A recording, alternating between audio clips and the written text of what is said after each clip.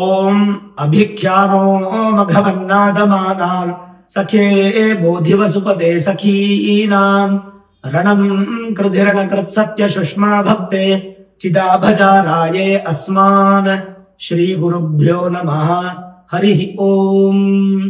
ಆತ್ಮೀಯ ಪ್ರಿಯ ಪ್ರೇಕ್ಷಕ ಮಿತ್ರರೇ, ನಿಮ್ಮೆಲ್ಲರ ಜೀವನ ಸುಖಕರ, ಸಮೃದ್ಧಿಕರ, ಲಾಭಕರವಾಗಿರಲಿ ಅಂತ ನನ್ನ ಆರಾಧ್ಯ ದೇವಿ ಹೊರನಾಡು ಅನ್ನಪೂರ್ಣೇಶ್ವರಿಯ ಪಾದಗಳಿಗೆ ನಮಸ್ಕರಿಸ್ತಾ, ಪ್ರಿಯ ಪ್ರೇಕ್ಷಕ ಮಿತ್ರರೇ, ಮೀನರಾಶಿ ಅಕ್ಟೋಬರ್ ತಿಂಗಳ ಮಾಸ ಭವಿಷ್ಯ ಹೇಗಿದೆ ಅನ್ನುವಂಥದ್ದು ಈ ವಿಡಿಯೋ ನೋಡೋಣ. ಪ್ರಮುಖವಾಗಿ ಮೀನರಾಶಿಯವರಿಗೆ ಒಂದು ಸಂತಸದ ಸುದ್ದಿ ಏನಪ್ಪಾ ಅಂದ್ರೆ, ಅಕ್ಟೋಬರ್ 18ನೇ ತಾರೀಕು ನಿಮಗೆ ಗುರುಬಲ ಬರ್ತಾ ಇದೆ. ಅದು ತಾತ್ಕಾಲಿಕವಾಗಿ ಗುರುಬಲ ಬರ್ತಾ ಇದೆ.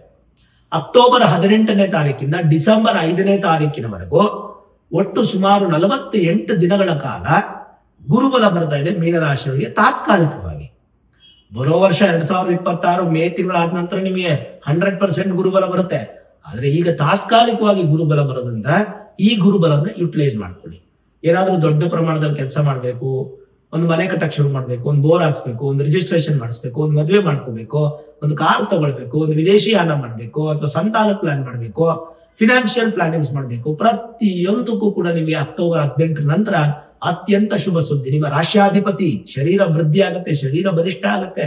ನಿಮಗೆ ದಶಮಾಧಿಪತಿ ಅಕ್ಟೋಬರ್ 18 ನಂತರ ಉದ್ಯೋಗದಲ್ಲಿ ಸ್ಥಿರತ್ವ ಸಿಗುತ್ತೆ, ಉದ್ಯೋಗದಲ್ಲಿ ಬಲಾಢ್ಯವಾದ ಫಲ ಸಿಗುತ್ತೆ. ಎಲ್ಲ ಮೀನರಾಶಿಯವರು ಸಿಗುವಂತ ವಿಶೇಷವಾದ ಫಲ. ಹಾಗಾಗಿ ಸಾಧ್ಯವಾದಷ್ಟು ಈ ಟೈಮ್ ಯುಟಿಲೈಸ್ ಮಾಡ್ಕೊಳ್ಳಿ. ಬಟ್ ಇದು ಬಂದು ಟೆಂಪರರಿ ಗುರುಬಲ, ಇದು ಪರ್ಮನೆಂಟ್ ಗುರುಬಲ ಅಲ್ಲ. ಇದೊಂದು ಮೇಜರ್ ಪಾಸಿಟಿವ್ ಆಯ್ತಾ. ಮೀನರಾಶಿಯವರಿಗೆ ಅಕ್ಟೋಬರ್ 18ನೇ ತಾರೀಕಿನ ನಂತರ ಆಗದೇ ಇರೋ ಕೆಲಸಗಳೆಲ್ಲ ಬೇಗ ಆಗ್ಬಿಡುತ್ತೆ. ಎಷ್ಟೋ ದಿನಗಳಿಂದ ಒಂದು ಜಾಗವನ್ನು ಪರ್ಚೇಸ್ ಮಾಡ್ಬೇಕು ಅನ್ಕೊಂಡಿರ್ತೀರ, ಪರ್ಚೇಸ್ ಮಾಡ್ಬಿಡ್ತೀರ. ಎಷ್ಟೋ ದಿನಗಳಿಂದ ನಿಮ್ಗೆ ದುಡ್ಡು ಬರಬೇಕು ಅನ್ನೋದಿರುತ್ತೆ, ದುಡ್ಡು ಬಂದ್ಬಿಡುತ್ತೆ. ಎಷ್ಟೋ ದಿನಗಳಿಂದ ನಿಮ್ಗೆ ಯಾವುದೋ ಒಂದು ಕೋರ್ಟ್ ಕೇಸ್ ಆಗ್ಬೇಕಾಗಿರುತ್ತೆ, ಈ ಟೈಮಲ್ಲಿ ಆಗ್ಬಿಡುತ್ತೆ. ಅಂದ್ರೆ ಈ ಸಮಯ ನಿಮ್ಮ ಪ್ರಯತ್ನ ಸ್ವಲ್ಪ ಬಹಳ ಬಲಿಷ್ಠವಾಗಿರ್ಲಿ, ಆ ಪ್ರಯತ್ನ ನಿಮಗೆ ಸಫಲತೆ ಆಗುತ್ತೆ, ವಿಫಲ ಆಗಲ್ಲ. ಅದೊಂದು ಮೇಜರ್ ಪ್ಲಸ್ ಪಾಯಿಂಟ್. ಅದು ಒಂದೇನಾ? ಇಲ್ಲ, ಜನ್ಮ ಶನಿ ಪ್ರಭಾವ ನಡೀತಾ ಇದೆ. ಶನಿ ನಿಮಗೆ ಚೆನ್ನಾಗಿಲ್ಲ. ಜನ್ಮ ಶನಿ ಪ್ರಭಾವ ಇದ್ದಾಗ ಏನ್ ಮಾಡ್ಬೇಕು? ಪ್ರತಿ ವಾರ ಶನಿ ದೇವಸ್ಥಾನಕ್ಕೆ ಹೋಗಿ ಬರಬೇಕು. ಜೊತೆಗೆ ತಿಂಗಳಿಗೊಮ್ಮೆ ಶನೀಶ್ವರನಿಗೆ ಅಥವಾ ಶಿವನಿಗೆ ತೈಲಾಭಿಷೇಕ ಮಾಡಿಸ್ಬೇಕು. ಶನಿ ನಿಮ್ಗೆ ಲಾಭಾಧಿಪತಿನೂ ಹೌದು, ನಷ್ಟಾಧಿಪತಿನೂ ಹೌದು. ಆ ಸ್ಥಾನಕ್ಕೆ, ಲಾಭ ಸ್ಥಾನ ಅಂದ್ರೆ 11ನೇ ಮನೆ, ನಷ್ಟ ಸ್ಥಾನ ಅಂದ್ರೆ 12ನೇ ಮನೆ, 2 ಸ್ಥಾನಕ್ಕೂ ಅವ್ರೆ. ನಿಮ್ಗೆ ಲಾಭವನ್ನು ಕೊಡಬೇಕಾದ್ರೂ ಶನಿ ಪರಮಾತ್ಮನೇ ಕೊಡಬೇಕು, ನಷ್ಟವನ್ನ ಕೊಡಬೇಕಾದ್ರೂ ಶನಿ ಪರಮಾತ್ಮನೇ ಕೊಡಬೇಕು. ಹಾಗಾಗಿ ಲಾಭ ನಷ್ಟ ಎರಡು, ಸುಖೇ ದುಃಖೇ ಸಮೇ ಕೃತ್ವ ಲಾಭ ಲಾಭವು ಜಯ ಜಯವು, ಸುಖ ದುಃಖ ಎರಡೂ ಸೇರಿಸಿ ಕೊಡ್ತಾನೆ ಶನಿ. ಹಾಗಾಗಿ ಜನ್ಮ ಶನಿ ಪ್ರಭಾವ ಇರೋರು ನಿಮ್ಮ ಮೂಲ ಜಾತಕವನ್ನು ತೋರಿಸ್ಕೊಳ್ಳಿ. ಮೀನ ರಾಶಿಯವರು ಏನಾದ್ರೂ ಶನಿ ನಿಮ್ಗೆ ಪರ್ಸೆಂಟೇಜ್ ಕಡಿಮೆ ಇತ್ತು, ಮೋರ್ ದನ್ 50% ಇದ್ರೆ ತೊಂದರೆ ಇಲ್ಲ, ಬಿಲೋ 50% ಇತ್ತಾ ನಿಮ್ಗೆ ಈ ಫಲ ಸಿಗೋದಿಲ್ಲ. ಇದರಲ್ಲಿ ನೆಗೆಟಿವ್ ಆಗುತ್ತೆ. ಗುರುಬಲ ಇದ್ರೂ ಕೂಡ ನಿಮ್ಗೆ ಯಾವ್ದು ಎಫೆಕ್ಟ್ ಆಗದೆ, ಅದರಿಂದ ನಿಮ್ಗೆ ಸ್ವಲ್ಪ ಮೋಸ ವಂಚಿತರಾಗ್ಬಿಡ್ತೀರಾ. ಹಾಗಾಗಿ ಸಾಧ್ಯವಾದಷ್ಟು ನಿಮ್ಮ ಮೂಲ ಜಾತಕವನ್ನ ನುರಿತ ಜ್ಯೋತಿಷ್ಯರಿಗೆ ತೋರಿಸ್ಕೊಂಡು, ವೇದಿಕ್ ಅಸ್ಟ್ರಾಲಜಿ, ಹೈರ್ ಅಸ್ಟ್ರಾಲಜಿ ಪ್ರಿಡಿಕ್ಷನ್ಸ್ ಅನ್ನು ಮಾಡಿಸ್ಕೊಂಡು, ಶನಿ ಸಂಬಂಧಪಟ್ಟಂತ ಗ್ರಹದ ಬಲ ಎಷ್ಟಿದೆ ಅಂತ ತಿಳ್ಕೊಂಡು, ಕಡಿಮೆ ಇದ್ರೆ ಬಲ ಮಾಡ್ಕೊಳ್ಳೋಕೆ ಏನ್ ಪರಿಹಾರ ಮಾಡ್ಕೋಬೇಕು, ಜಾಸ್ತಿ ಇದ್ರೆ ಯಾವ ಪರಿಹಾರ ಬೇಡ, ಲೈಫ್ ನ ಎಂಜಾಯ್ ಮಾಡಿ. ಈ ಟೈಮಲ್ಲಿ ನಿಮ್ಗೆ ಸಕ್ಸಸ್ ಅಂತೂ ಖಂಡಿತ ಸಿಗುತ್ತೆ. ಅಕ್ಟೋಬರ್ 18 ನಂತರ ಒಂದು ಅದ್ಭುತವಾದ ಯೋಗ ಸಿಗೋದಕ್ಕೆ ಶನೀಶ್ವರ ಕೂಡ ನಿಮ್ಗೆ ಸಪೋರ್ಟ್ ಮಾಡಬೇಕು. ಇನ್ನು ರಾಶಿಯಿಂದ 2 ಮತ್ತೆ 9ನೇ ಮನೆ ಅಧಿಪತಿ ಅಂತ ಕುಜ 8ನೇ ಮನೆಯಲ್ಲಿ ತಾತ್ಕಾಲಿಕವಾಗಿ ಕುಜ ದೋಷದಲ್ಲಿ ಇದ್ದಾರೆ. 27ನೇ ತಾರೀಕು ಅಕ್ಟೋಬರ್ ವರೆಗೂ ನಿಮಗೆ ಕುಜ ಬಲಿಷ್ಠವಾಗಿಲ್ಲ. ಅದಾದ್ಮೇಲೆ ನೋಡಿ ಸೂಪರ್ ಆಗಿಬಿಡ್ತಾರೆ. ಭಾಗ್ಯಸ್ಥಾನಾಧಿಪತಿ ಭಾಗ್ಯಸ್ಥಾನಕ್ಕೆ ಬಂದು ಬಿಡ್ತಾರೆ. ಅಲ್ಲಿವರೆಗೂ ಕುಜ ಬಲಹೀನರಾಗಿರೋದ್ರಿಂದ ಈ ರಿಯಲ್ ಎಸ್ಟೇಟ್ ಮಾಡೋರು, ಭೂಮಿ ಸಂಬಂಧಪಟ್ಟಂತ ಕೆಲಸಗಳು ಮಾಡೋರು, ಅದರದ್ದು ಚಟುವಟಿಕೆಗಳು ಮಾಡೋರು, ಮತ್ತೆ ಸಿವಿಲ್ ಇಂಜಿನಿಯರ್ಸು, ಕಟ್ಟಡ ಕಟ್ಟುವಂತ ಮೇಸ್ತ್ರಿಗಳಾಗ್ಬೋದು, ಕಟ್ಟಡ ಕೆಲಸ ಆಗ್ಬೋದು, ನಿಧಾನ ಆಗುವಂತದ್ದು 27ನೇ ತಾರೀಕು ನಂತರ ಆದ್ರೆ grand success. Even real estate ಅಲ್ಲಿ ಕೂಡ ನಿಮಗೆ ತುಂಬಾನೇ ಚೆನ್ನಾಗುತ್ತೆ. ಗುರುಬಲನು ಆಡ್ ಆಗುತ್ತೆ, ಕುಜನು ತುಂಬಾ ಚೆನ್ನಾಗಿರ್ತಾರೆ. ತನ್ಮೂಲಕ ನಿಮಗೆ ಧೈರ್ಯ.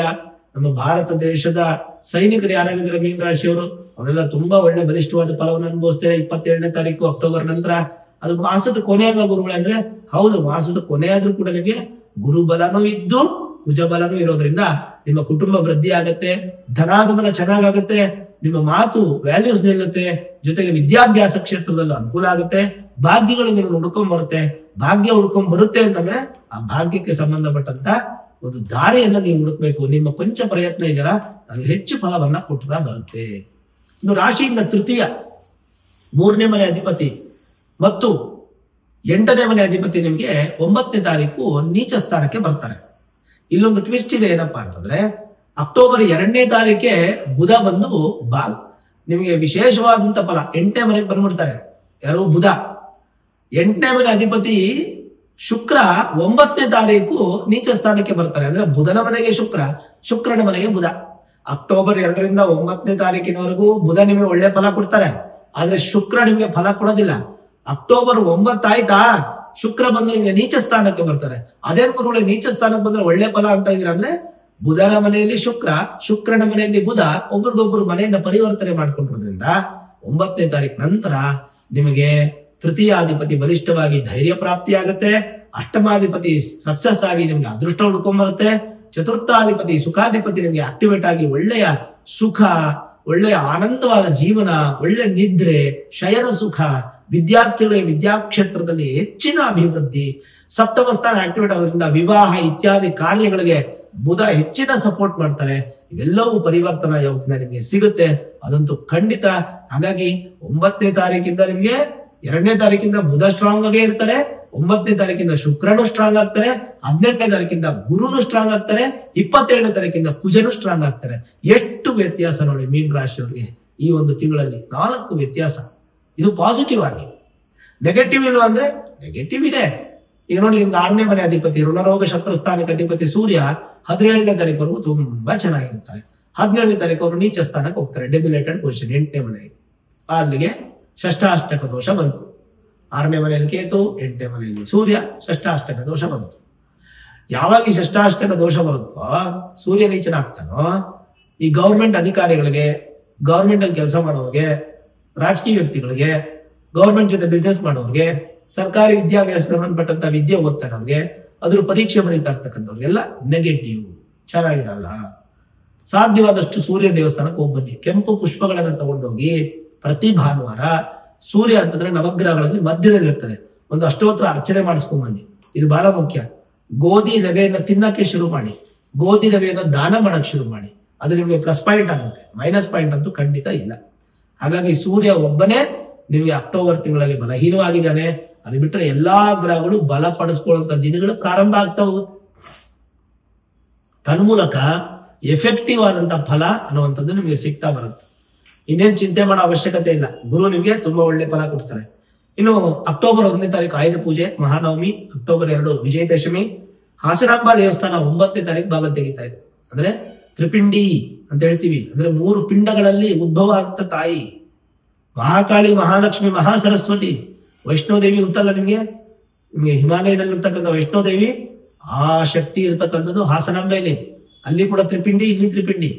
ಹಾಗಾಗಿ 9ನೇ ತಾರೀಕು ಹಾಸನಾಂಬ ದೇವಸ್ಥಾನ ಬಾಗಿಲು ತೆಗೆಯುತ್ತೆ. 23ನೇ ತಾರೀಕು ಹಾಸನಾಂಬ ದೇವಸ್ಥಾನ ಬಾಗಿಲನ್ನ ಕ್ಲೋಸ್ ಮಾಡ್ತಾರೆ. ಅಷ್ಟು ದಿನದಲ್ಲಿ ಯಾವಾಗಾದ್ರೂ ಒಂದು ದಿನ ಆ ತಾಯಿ ದರ್ಶನ ಮಾಡ್ಬಿಡಿ, ಅದು ತುಂಬಾ ಒಳ್ಳೆ ಫಲ ಸಿಗುತ್ತೆ. ಅತ್ಯಂತ ಶಕ್ತಿಯುತವಾದಂತ, ಬಲಿಷ್ಠವಾದಂತ, ಪ್ರಬಲವಾದಂತ ಫಲ ಆ ತಾಯಿಯ ಮುಖಾಂತರ ನಿಮ್ಗೆ ಸಿಗುತ್ತೆ. ಹೇಗೂ ನವರಾತ್ರಿಗಳು ಆಗಿರುತ್ತೆ, ತಾಯಿ ದರ್ಶನ ಮಾಡೋದ್ರಿಂದ ಹೆಚ್ಚಿನ ಫಲ ಅನ್ನುವಂಥದ್ದು ನಿಮಗೆ ಸಿಗುತ್ತೆ. ಹಾಸನಾಂಬ ದರ್ಶನ ಮಾಡೋದು ಮಾತ್ರ ಮರೆಯಕ್ಕೆ ಹೋಗ್ಬೇಡಿ. ದೀಪಾವಳಿ ಬಗ್ಗೆ ವಿಸ್ತಾರವಾಗಿ ಒಂದು ವಿಡಿಯೋ ಮಾಡ್ತೀನಿ. ನಿಮ್ಗೆ ದೀಪಾವಳಿ ಸುಮಾರು ಕನ್ಫ್ಯೂಷನ್ಸ್ ಈ ಸಲ, ಎಲ್ಲರೂ ಏನೇನೋ ಹೇಳ್ಬಿಟ್ಟಿದ್ದಾರೆ, ತುಂಬಾ ಕನ್ಫ್ಯೂಷನ್ಸ್. ನಾನು ಕ್ಲಾರಿಟಿ ಕೊಡ್ತೀನಿ ನಿಮಗೆ. ದೀಪಾವಳಿ ಹಬ್ಬದ ಬಗ್ಗೆ ತಲೆ ಕೆಡಿಸ್ಕೊಳಕ್ ಹೋಗ್ಬೇಡಿ, ಇನ್ನೊಂದು ವಿಡಿಯೋ ಮಾಡ್ತೀನಿ. ಜನರಲೈಸ್ ಆಗಿ ಹೇಗಿದೆ ಅಂತಂದ್ರೆ, ವಿದ್ಯಾರ್ಥಿಗಳಿಗೆ ಉತ್ಸಾಹ ಹಾಗೂ ಆರೋಗ್ಯ, ವಯಸ್ಕರಿಗೆ ಕೆಲಸ ಕಾರ್ಯಗಳಲ್ಲಿ ಜಯ. ಇನ್ನೊಂದು ಶುಭ ಫಲ, ವ್ಯಾಪಾರ ವ್ಯವಹಾರದಲ್ಲಿ ಜಯಪ್ರಾಪ್ತಿ, ಲಾಭದಾಯಕವಾಗಿದ್ದು ಸಾಲಬಾಧೆ ಸ್ವಲ್ಪ ಕಡಿಮೆ ಆಗಿ ನಿಮಗೆ ಆರೋಗ್ಯದಲ್ಲಿ ಕೂಡ ಸುಧಾರಣೆಯನ್ನ ಕಾಣ್ತೀರಾ. ಮಿಶ್ರ ಫಲವಾಗಿರ್ತಕ್ಕಂಥದ್ದೇನು, ನೂತನ ಕೆಲಸದಲ್ಲಿ ತೊಡಗುವಿಕೆ ಹಾಗೂ ಕುಟುಂಬದಲ್ಲಿ ಸಂತೋಷಕರ ವಾತಾವರಣ, ಪಿತೃಗಳ ಆಶೀರ್ವಾದ ಸಿಗುತ್ತೆ. ಆದ್ರೆ ಸ್ವಲ್ಪ ಯಾರನ್ನು ಪರಿಪೂರ್ಣ ನಂಬಕ್ಕೆ ಹೋಗಬೇಡಿ.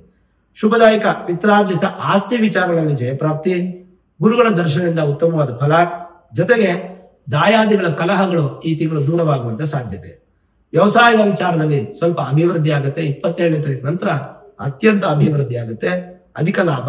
ತನ್ಮೂಲಕ ರೈತರಿಗೆ 3 ಹೊತ್ತು ಊಟ ತಿನ್ನುವಂತ ಯೋಗ, ಇವರು ತಿಂತಾ ಇದ್ದೀರಾ, ಸಂತೃಪ್ತಿಯ ತಿನ್ನುವಂತ ಯೋಗ ಪ್ರಾಪ್ತಿ ಆಗುತ್ತೆ. ಬೆಳೆ ನಷ್ಟ ಆಗದೆ ನಿಮಗೆ ಮೃಷ್ಟಾನ್ನ ಭೋಜನ ಸಿಗುತ್ತೆ. ಮಧ್ಯವರ್ತಿಗಳಿಗೆ, ರಿಯಲ್ ಎಸ್ಟೇಟ್ ಬಿಸ್ನೆಸ್ ಮಾಡೋರಿಗೆ, ಮೀಡಿಯೇಟರ್ಸ್ ಎಲ್ಲ ತುಂಬಾ ಚೆನ್ನಾಗಿದೆ.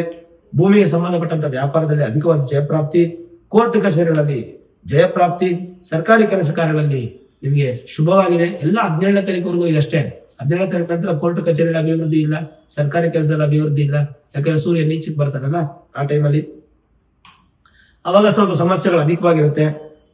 ನೂತನ ಕೆಲಸ ಕಾರ್ಯಗಳಲ್ಲಿ ಸ್ವಲ್ಪ ಕೈ ಹಾಕ್ಬೇಕಾದ್ರೆ ಹುಷಾರಾಗಿರ್ಬೇಕು. ಅದೆಲ್ಲ ನೀವು ಬ್ಯಾಲೆನ್ಸ್ ಮಾಡ್ಕೋಬೇಕು. ಯತ್ನ ಕಾರ್ಯಗಳಲ್ಲಿ ಜಯಪ್ರಾಪ್ತಿ. ವಾಹನ ಸವಾರರಿಗೆ ನೂತನ ವಾಹನ ಖರೀದಿ ಮಾಡುವಂತ ಯೋಗ. ನೀವು ಲಾರಿ ಓಡಿಸ್ತಾರೆ, ಬಸ್ ಓಡಿಸ್ತಾರೆ, ಕಾರು, ಕ್ಯಾಬ್ ಓನರ್ಸು, ಡ್ರೈವರ್ಸು, ಮತ್ತೆ ಈ ವಿಶೇಷವಾಗಿ ಡ್ರೈವಿಂಗ್ ಸ್ಕೂಲ್ ಇಟ್ಕೊಂಡಿರ್ತಕ್ಕಂಥವ್ರಿಗೆ, ಟ್ರಾವೆಲ್ಸ್ ಇಟ್ಕೊಂಡಿರ್ತಕ್ಕಂಥವ್ರಿಗೆಲ್ಲ ತುಂಬಾನೇ ಚೆನ್ನಾಗಿರುತ್ತೆ. ಬಿಕಾಸ್ ಶುಕ್ರ ಪರಿವರ್ತನೆ ಯೋಗಕ್ಕೆ ಬರ್ತಾರೆ. ಆರೋಗ್ಯದಲ್ಲಿ ಅಭಿವೃದ್ಧಿ ಆಗುತ್ತೆ. ಕೆಲವೊಂದು ಸೂಕ್ತ ಸಲಹೆಗಳನ್ನ ತಂದೆ ಮುಖಾಂತರ ಅಥವಾ ಅಡ್ವೈಸರ್ ಮುಖಾಂತರ ತಗೊಳ್ಳೋದು ಒಳ್ಳೇದಾಗಿರುತ್ತೆ. ಮೇಜರ್ ಡಿಸಿಷನ್ ತಗೋಬೇಕಾದ್ರೆ ಜ್ಯೋತಿಷ್ಯರನ್ನ ಭೇಟಿ ಮಾಡಿ. ವಿಶ್ರಾಂತಿ ಹೆಚ್ಚು ಸಿಕ್ಕದಷ್ಟು ಅನುಕೂಲನೇ. ವಿಶ್ರಾಂತಿ ಮಾಡಿ ಚೆನ್ನಾಗಿ. ಮತ್ತೆ ಈ ಸೋಂಬೇರಿತನವನ್ನು ದೂರ ಮಾಡ್ಕೋಬೇಕು. 17ನೇ ತಾರೀಕು ನಂತರ ಸೋಂಬೇರಿತನ ಬರುತ್ತೆ, ನಿಧಾನಗತಿಯ ಅಂತ ಕೆಲಸಗಳಾಗುತ್ತೆ. ಅದನ್ನು ದೂರ ಮಾಡ್ಕೊಂಡ್ರೆ ತುಂಬಾ ಒಳ್ಳೇದು. ಗುರುಬಲ ಇರೋದ್ರಿಂದ ನಿಮಗೆ ಮತ್ತಷ್ಟು ಶುಭಬಲ, ಮನಸ್ಸಿಗೆ ಸಂತೋಷ. ಏನೇ ಕೆಲಸಕ್ಕೆ ಕೈ ಹಾಕಿದ್ರು ಕೂಡ ನಿಮಗೆ ಸಕ್ಸಸ್ ಅನ್ನೋದು ಖಂಡಿತವಾಗ್ಲೂ ಸಾಧ್ಯತೆಗಳು ಹೆಚ್ಚಾಗಿರುತ್ತೆ. ಸೂರ್ಯ ಚೆನ್ನಾಗಿಲ್ಲ ಮೀನ ರಾಶಿಯವರು ಸಾಧ್ಯವಾದಷ್ಟು ಸ್ವಲ್ಪ ಆರೋಗ್ಯದ ಕಡೆ ಗಮನ ಕೊಡಿ. ಜೊತೆಗೆ ಸರ್ಕಾರಿ ಉದ್ಯೋಗದವರು ಎಚ್ಚರವಾಗಿರಿ. ಅಪವಾದ ಅಪರಿಂದಲೇ ಬರುತ್ತೆ. ಯಾವುದಕ್ಕೂ ನಿಮ್ಮ ಮೂಲ ಜಾತಕವನ್ನು ನುರಿತ ಜ್ಯೋತಿಷ್ಯರಿಗೆ ತೋರಿಸ್ಕೊಳ್ಳಿ. Vedic astrology, higher astrology predictions ಅನ್ನು ಮಾಡಿಸ್ಕೊಳ್ಳಿ. ಏನಾದ್ರೂ ಸುಲಭ ಪರಿಹಾರಗಳಿದ್ರೆ ಮಾಡ್ಕೊಳ್ಳಿ. ಖಂಡಿತವಾಗ್ಲು ಮೀನ ರಾಶಿಯವರಿಗೆ ಮತ್ತಷ್ಟು ಶುಭ ಫಲ ಭಗವಂತ ನಿಮಗೆ ತೃಪ್ತಿಯಾಗಿ ಕೊಡ್ತಾನೆ. ಭಯಪಡೋ ಅವಶ್ಯಕತೆ ಇಲ್ಲ. ಧೈರ್ಯವಾಗಿರಿ. ಗುರುಬಲ ಬರ್ತಾ ಇದೆ. ಸಂತೋಷವಾಗಿದ್ದು ರೆಡ್ ಕಾರ್ಪೆಟ್ ಹಾಕಿ ಗುರುವೇ ನಿಮ್ಗೆ ನಿಮ್ಮ ರಾಶಿಗೆ ಆಹ್ವಾನ ಮಾಡ್ಕೊಳ್ಳಿ, ಆವಾಹನೆ ಮಾಡ್ಕೊಳ್ಳಿ. ನೀವು ಬಂದು ಗುರು ಆಶೀರ್ವಾದ ಮಾಡೋದಂತೂ ಖಂಡಿತವಾಗ್ಲು 48 ದಿನಗಳವರೆಗೂ ನಿಮಗೆ ಪ್ರಾಪ್ತಿಯಾಗುತ್ತೆ. ನೋಡಿದ್ರಲ್ಲ ಮೀನ ರಾಶಿಯವರ ಅಕ್ಟೋಬರ್ ತಿಂಗಳ ವಾಸ್ತವ ವಿಷಯ. ಈ ವಿಡಿಯೋ ಇಷ್ಟ ಆಗಿದ್ರೆ ಲೈಕ್ ಮಾಡಿ, ಶೇರ್ ಮಾಡಿ, ಮುಖ್ಯವಾಗಿ ನಮ್ಮ ಚಾನಲ್ಗೆ ಸಬ್ಸ್ಕ್ರೈಬ್ ಮಾಡಿ, ಬೆಲ್ ಐಕಾನ್ ಅನ್ನು ಪ್ರೆಸ್ ಮಾಡಿ. ಪ್ರತಿನಿತ್ಯ ನಾನು ಪೂಜೆ ಮಾಡುವಂತಹ ನನ್ನ ಆರಾಧ್ಯ ದೇವಿ ಹೊರನಾಡು ಅನ್ನಪೂರ್ಣೇಶ್ವರಿಯ ಆಶೀರ್ವಾದ ಅನುಗ್ರಹ ಸದಾಕಾಲ ಮತ್ತೊಮ್ಮೆ ನಿಮ್ಗೆ ಸಿಗಲಿ ಅಂತ ಪ್ರಾರ್ಥನೆ ಮಾಡ್ತಾ, ಸರ್ವೇ ಜನಾಃ ಸುಖಿನೋ ಭವಂತು, ಸಮಸ್ತ ಸನ್ಮಂಗಳಾನಿ ಭವಂತು.